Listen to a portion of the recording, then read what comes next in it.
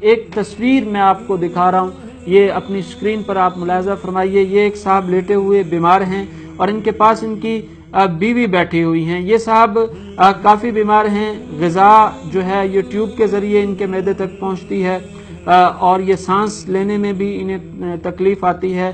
مختلف نالیوں کے ذریعے سانس لیتے ہیں، اٹھ نہیں سکتے، کھا نہیں سکتے، خود چل نہیں سکتے، سانس لینے کی تکلیف ہے.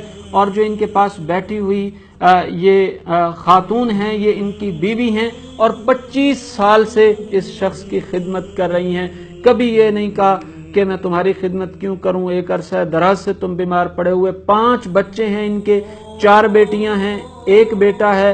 ان کے لیے ماں بن کر ان کی دیکھ بھال کرنا، ان کی تعلیم و تربیت کا خیال رکھنا، ان کی ضروریات کا خیال رکھنا، اور 25 سال سے اپنے خاوند کی ادویات اور ان کا سوری ٹو سے مجھے یہ لفظ بولنا پڑ رہا ہے، بول براز کا بھی خیال رکھنا، ان کے لیے خدمت کے سارے امور سر انجام دینا. ان کے بیٹے نے یہ ٹویٹ کیا، حتان الاصلی ان کے بیٹے کا نام ہے. انہوں نے کہا کہ میں اپنی ماں کا کیسے شکریہ ادا کروں جو ہمارے لیے ماں بنی اور ہمارے باپ کے لیے وفا اور محبت کی وہ مثال قائم کی کہ 25 سال سے ان کی خدمت کر رہی ہیں اور 25 سال سے ہمارا باپ جو ہے وہ بستر پر لیٹا ہوا ہے.